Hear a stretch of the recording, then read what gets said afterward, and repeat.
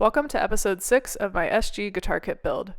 In this episode, I'll be gluing in the set neck. I've been anxious about this step because it's not easy to turn back if I don't get this right, so I have to get it right the first time. It would have been easier to do a bolt-on neck for my first guitar build, but that's not how SGs are made, and I'm excited to give it a shot. So far in the series, I've unboxed and dry fit the kit, adjusted the neck angle and marked the scale length, cut the headstock to a custom shape, and cut contours into the body. I wanted to wait until I'd done the woodworking before I joined the body and the neck so the individual pieces were easier to work with in the earlier steps. But now I'm ready. Here's the independent body and the independent neck, which are fitting together to finally become a one-piece guitar. Before gluing, let's recap how I've prepared to align the neck correctly. If you watched episode 3, you saw that I measured out the scale length and aligned the side-to-side angle of the neck and marked it with a pencil. You can check out that video for more details with the link above.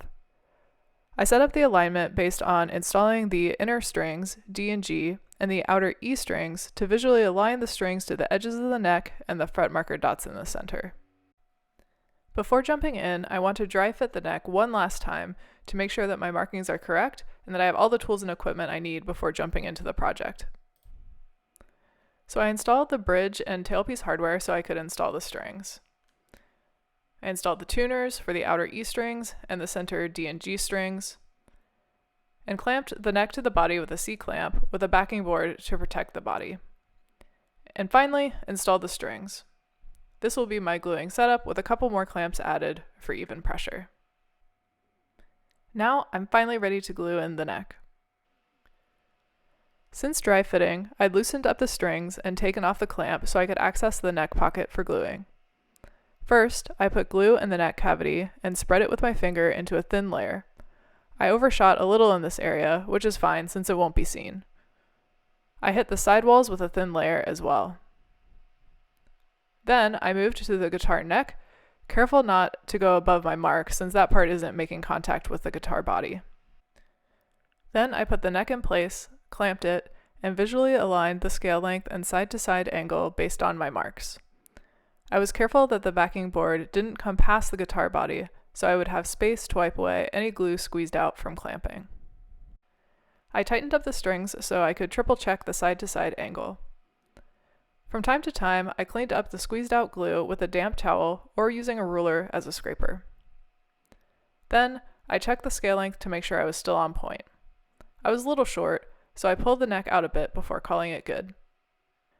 After looking at it more closely, the neck was raised a bit from the guitar body where the neck first meets the body.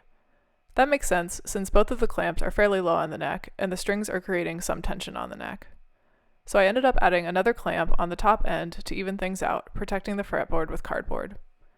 After 24 hours, I came back and removed the clamps. And I have to say, I'm really happy with the results. The neck looks well aligned, and the guitar is tool mark free due to the backing board protecting the body from the clamps. Let's get in a bit closer. On the right side, you can see that there's a small gap between the body and the neck. I expected this since the neck wasn't a perfect fit. I could have shimmed this, but decided against it. Later, I'll fill it in with wood putty so it's not so obvious. On the back you can see a little glue squeeze out, but I'll remove this with a chisel and sandpaper when I'm prepping the guitar for paint. And most importantly, is the neck straight? Sighting it from the body to the headstock shows the center two strings aligned on the fret markers and the edge E strings look straight as well. Although the electronics aren't hooked up, this is the first time the guitar is in a stage that it can be played. I put the rest of the strings on and tuned them to make sure the neck would hold string tension and gave it a whirl. And for the first time, real sounds come out of this guitar. I haven't done any setup of the guitar yet, so string buzz and intonation is pretty bad, but it's showing great promise and it feels really good to have a guitar that will actually play.